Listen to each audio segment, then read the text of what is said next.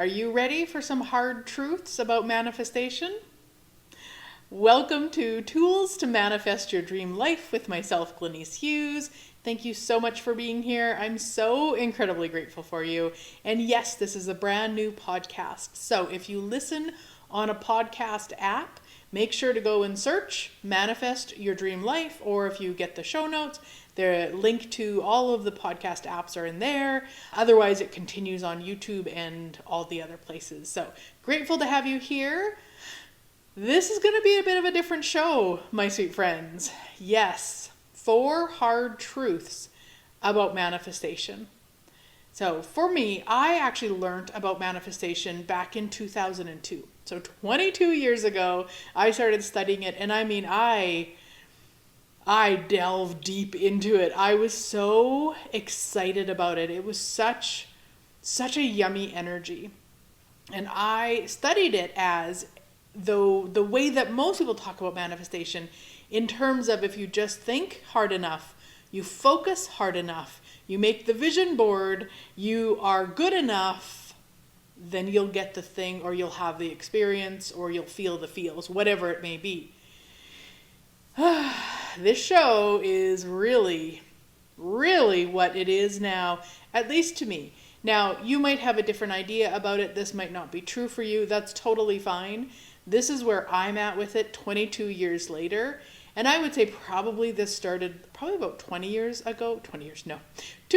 So probably about 20 years in, when I really started looking at what I mean when I'm talking about manifestation. So I would say the easiest way to talk about what manifestation is for me now is to talk about what it isn't, which is these 4 hard truths.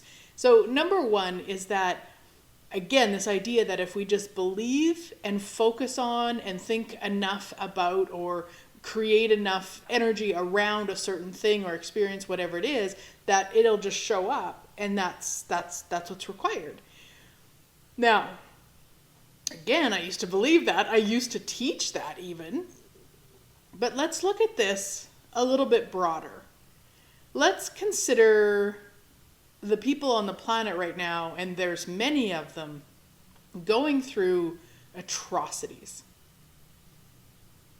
Does that actually make sense then? If they were just to think about not having that go on, if they were just to make a vision board about that not going on, if they were just to think positive enough, no. That is absolute bullshit. And so we've got to look at it from that place of it not being about thinking about it, hoping for it, wishing about it. So that's the hard truth number 1, is it's not this airy-fairy, just focus on it and you'll have it. Ouch, right? So hard truth number 2 is that manifestation often gets us to bypass our feelings, to pretend that we're not feeling what we are, or we don't allow ourselves to feel what we feel because we have to stay positive, which is referred to as toxic positivity, where we've got to focus on feeling good to create the thing we would like. And that is really harmful. I remember back, I think it was like 2004, so I was a couple of years into studying manifestation, and my kitty at the time died very suddenly. He had a heart problem, and in the vet attempting to save him, it actually killed him, and it was horrible. I was devastated. However, I couldn't feel those feels because those were negative. So you can't be sad, you can't be mad, you can't feel the feels. You have to put on a happy face and do all of the reasoning and the justifying. Well, he had a good life. Well, we had some time with him. Well, anyway, what ended up happening is that I actually had a session. So a client came to me for a session, something totally unrelated. She sat down in the chair, her and I started talking, and I started crying. Not even kidding. My feels came out at the most inappropriate time. I was horribly embarrassed, and I still didn't see what I was doing. I still didn't acknowledge it for bypassing or not getting present with those feels. Now, hard truth number 4 is that there is a lot of victim blaming in manifestation. And I would say, in my experience, because again, myself and also working with so many people manifesting their dream lives, is that we either gaslight ourselves or we gaslight each other. Well, did you really think positive enough? Like, how much time did you put into creating that vision board? How much time did you worry about not getting it? Well, that's probably why you didn't get it. Like, it is so unkind. It is so unhealthy. And especially for that constant judgment of ourselves. I mean, constant judgment of others or receiving others' constant judgment, of course, is also not healthy. But that incessant judgment of us and what we did wrong and how bad we are and how we should have just done that one thing. And no, just stop. Just stop with blaming. Stop with seeing it as so black and white. To me, there's so much more. And we'll get to that in a moment here. So hard truth number 4 is a big kick in the ass for me. It is something that I didn't want to look at. It is something I wanted to avoid. And it's important for each one of us to really get present with this.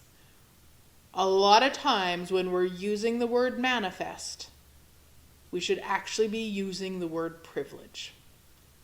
I know. Years ago, when we bought our dream home, my dream home, hubby, I mean, he enjoyed it, but he didn't love it as much as I did. It had its own swimming pool. It had a whole bunch of space. I mean, it was truly my dream home beyond what I never imagined possible. And when I say I manifested my dream home, often what we would look at with that is as though I was given it as a gift, as though someone handed it to me and said, here you go, let's put your name on the title. It wasn't the case. No, I bought the house. So did I manifest it, or did the fact that I had money, the privilege of money to purchase it? What is it? I know. And this is where we just have to get so honest with ourselves and really looking at, when we're using the word manifest, do we mean it? Is that actually true? Because so many times it is actually privilege. Now, the part of that I do see as manifestation is the absolute magic that it took to find that house.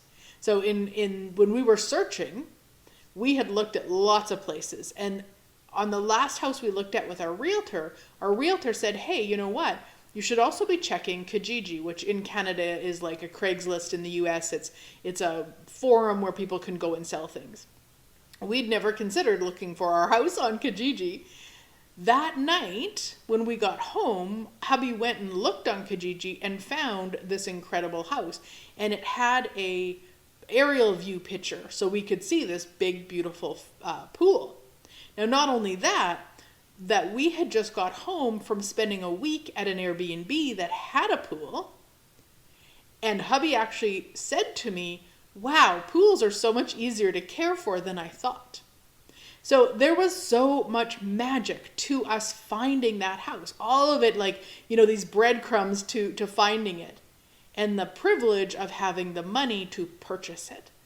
So it's really acknowledging what is, and not to say that I'm less than, that house was less than because I had the money to pay for it, but no, but also not calling it, I manifested it. I didn't manifest that house. I manifested finding that house. That's the way I would like to refer to it.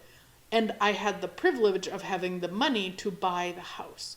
And so it just puts a different shift on things. It doesn't take away the excitement. It doesn't take away the gratitude. It doesn't take away the magic. It actually increases all of those, because in that I'm acknowledging what is. There's no more fantasy of, I just sat on the couch and hoped and wished and dreamed for it, and it fell in my lap. Somebody handed me the papers to own this house. No. And that's often how we take manifestation, is that it is this airy-fairy, sit on the couch, do nothing, think good thoughts, and your life will be magical. No, actually, no. So what is it then? So for me, manifestation is that magic, is those breadcrumbs, is the following of the energy, following of your energy. We talk a lot about things feeling really yummy and expansive and following that. Now, when I say that, I don't mean not feeling non-yummy and expansive feelings, right? Go back to the example with my kitty dying. That was not a time to be feeling expansive and yummy energies. It was a time to be with what is as it is and not pretending or pushing away or bypassing those feelings. Now, along with the magic, there is also a very healthy dose of what is. Now, I don't mean what is from the very limited energy of we can just have what is possible for us the way that society has set it out. That's not what I mean. And, for example, if I really wanted to be an astronaut right now, I actually couldn't be. I couldn't be an astronaut right now. There's various things. One, I'm too old. The latest age you can become an astronaut is 50. There's a lot of things that would have to put in place that would probably take me years to get there, and a whole bunch of other things. So being an astronaut for me right now, and I know it's a silly example, but that's silly example, and it's the best one I have.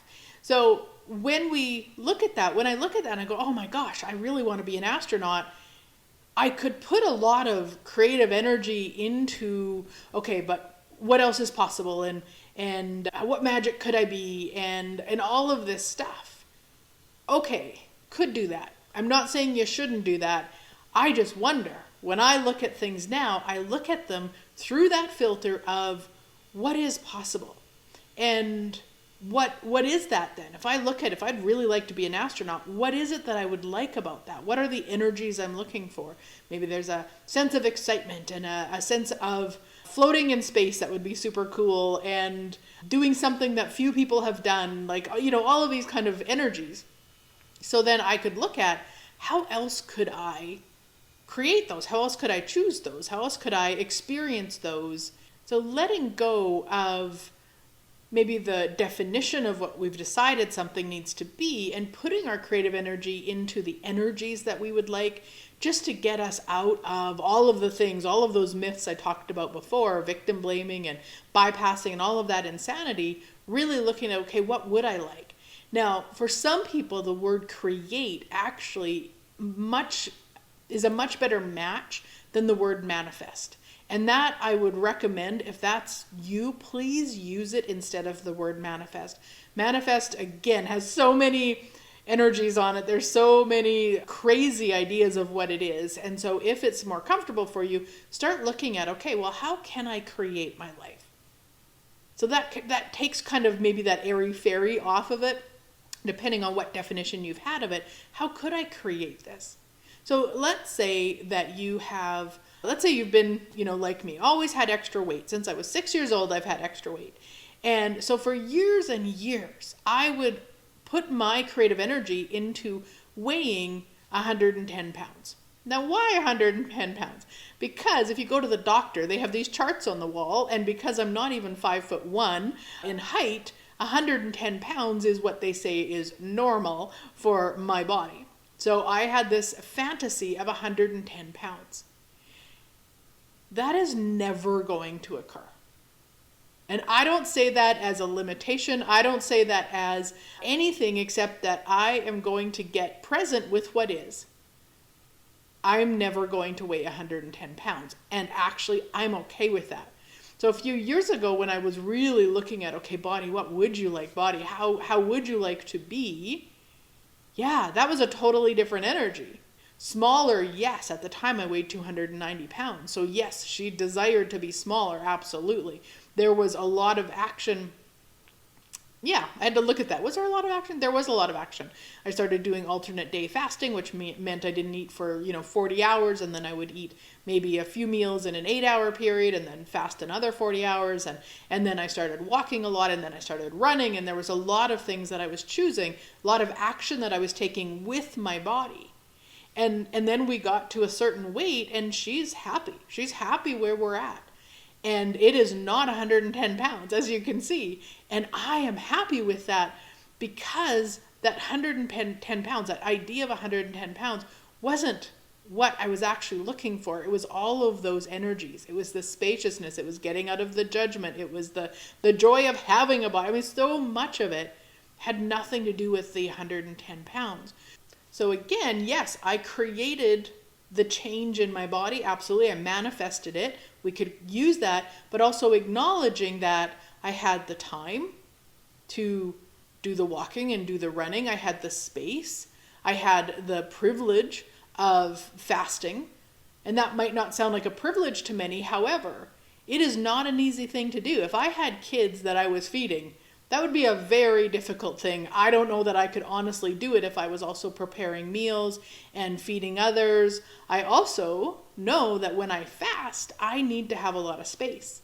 So I will usually around supper time, I will go into the bath for an hour or two to really get away and be spacious. And the other thing I do is I have a Epsom salt bath that really assists with fasting.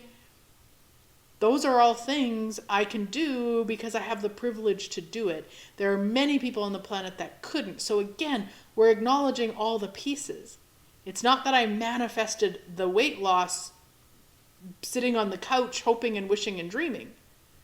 So I would love to hear from you. I would love to hear if you've looked at privilege in what you've created in your life, if this is a brand new topic for you, where are you with it? What is it for you? Because I know I've had a couple years now of really being present with it. More so, I would say, in the last few months.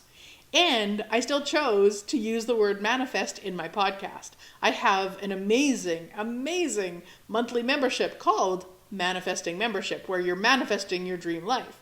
So I'm still using the word. I could avoid the word, but I don't think it's about that. I actually get that it's time for us to really acknowledge what is. And there is manifesting, and there is creating, and there is privilege, and there is a lot of lies about manifesting. And if you prefer to use a different word, please do that. But just to recognize that there's so much more here than maybe what we've ever considered. And I wonder what might be possible now that has never been possible before when we acknowledge what is, and we be the magic that we be, and we create the lives that really light us up, that really excite us, that are really true for us, not based on the crazy of this reality or what chart is in your doctor's office. Thank you so much for being here. I'm so incredibly grateful for you. Have a great week. I look forward to chatting again soon.